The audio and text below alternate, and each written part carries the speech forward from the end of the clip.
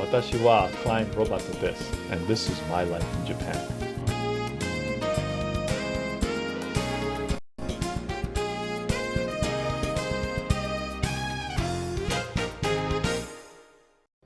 I used to be an art dealer in Nigeria. I used to work as an art dealer in order to pay for my PhD research because I was doing my research on a Yoruba god in Nigeria.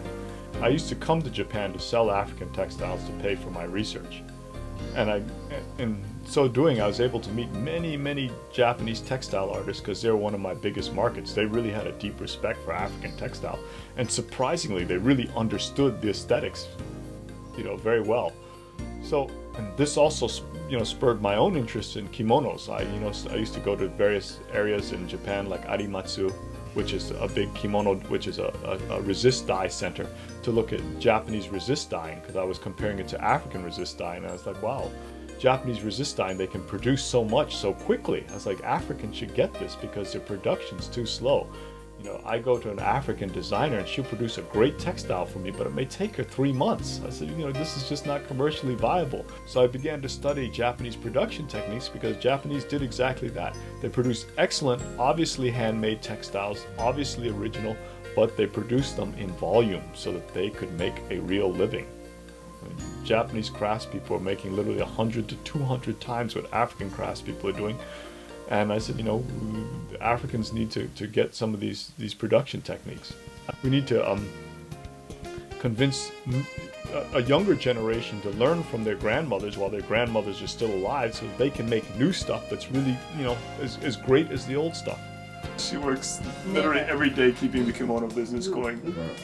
So she has one of the last successful kimono businesses, one that's thriving in spite of the fact that the kimono business is going down. So it's a testament to her effort and skill.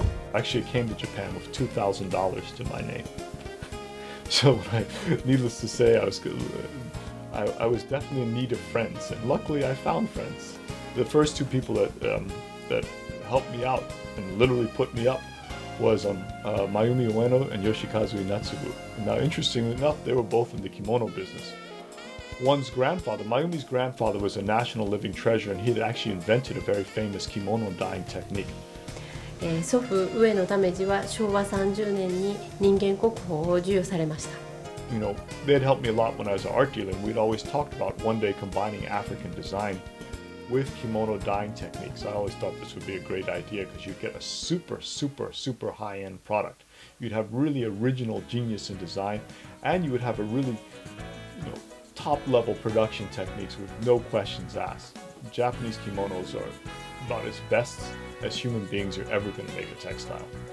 やっぱり自分の気持ちを相手に伝えるというこれは集団の仕事ですので、自分一人で全部やり上げると違っていろんな分野で仕事が一人一人分かれてやってますので、ですからその言葉というのは非常に難しいですね。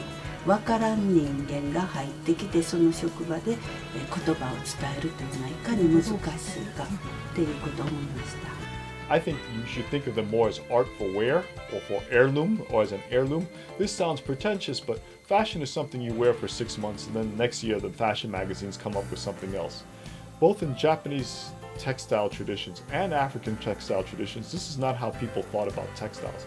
Part of it was certainly that, but part of it were pieces that were really classic. When a grandmother makes a piece in Africa for her daughter, for her granddaughter's wedding, she literally spends 6 months of hour upon hour upon hour of labor trying to make the most beautiful, creative piece she physically knows how to make. This is an heirloom. This is not fashion. This is a piece of love, And we're trying to do that to some degree in a modern thing, in a modern context. We're taking everything we do tends to be handmade, and I'm doing this in spite of huge labor costs in Japan to do things handmade.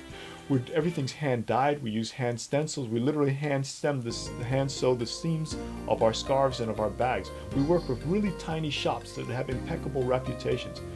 We use what is called kyo honguro for our dye. This is a natural black dye that is really the most beautiful black color you're ever going to see. And the reason I chose it is this very minimalist color, and I think it goes really well with minimalist African, simple, strong, bold African design. Now, kyohonguro, this isn't just some dye where you mix it in some water and you dip it and you take it out. Kyohonguro literally needs to be pasted on by brush. There literally goes through 9 steps. It takes about 3 days to dye one single scarf properly. What I'm trying to create is high-end, handmade, sort of small artisans, like artisan workshops. I want like African ladies to have their own workshop where they can sell their goods and services on the world market to me or anybody else.